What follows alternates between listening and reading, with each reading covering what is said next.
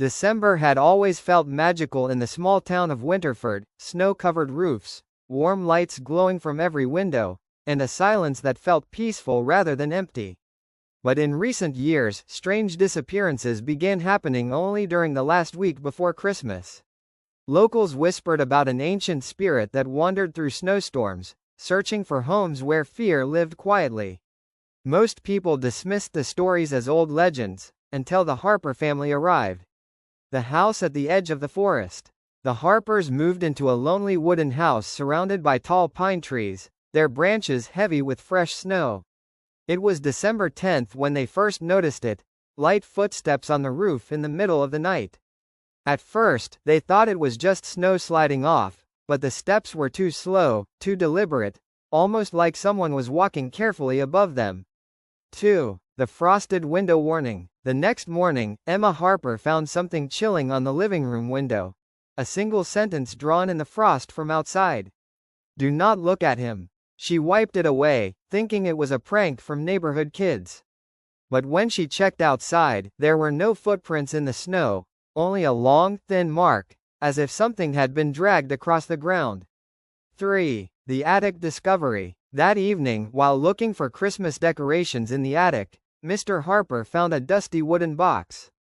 Inside was an old letter addressed to "Whoever lives here next." The handwriting trembled with fear. "He comes every December during the longest nights. Stay away from the windows after midnight. Never let him see you watching."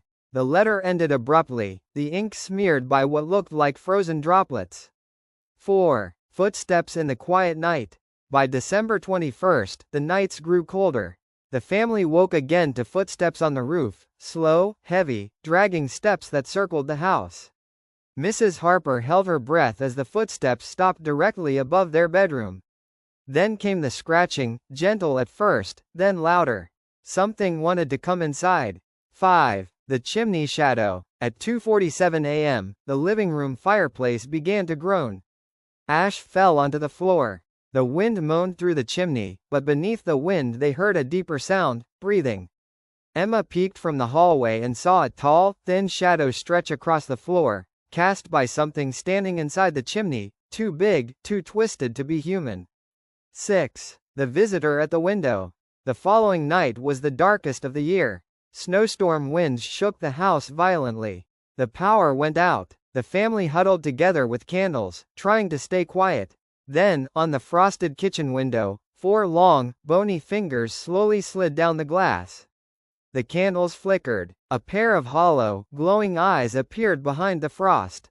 Emma covered her mouth to keep from screaming. She remembered the warning, "Do not look at him." But it was too late. He had already seen them. 7. The final night. On December 24th, the Harpers planned to leave before sunset. But when they opened the front door, the snow outside was piled higher than the windows, far too high to have fallen naturally overnight. Something had sealed them inside. The house grew colder, their breaths visible even in the dark. At midnight, the footsteps returned, only this time, they weren't on the roof. They were inside the hallway. Slow, dragging, getting closer to their bedroom door. 8. The door that shouldn't have opened. The handle turned on its own. A long arm, pale and frozen, reached around the doorframe.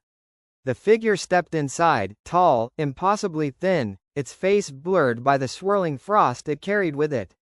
Its glowing eyes flickered like dying embers. The house filled with an icy silence.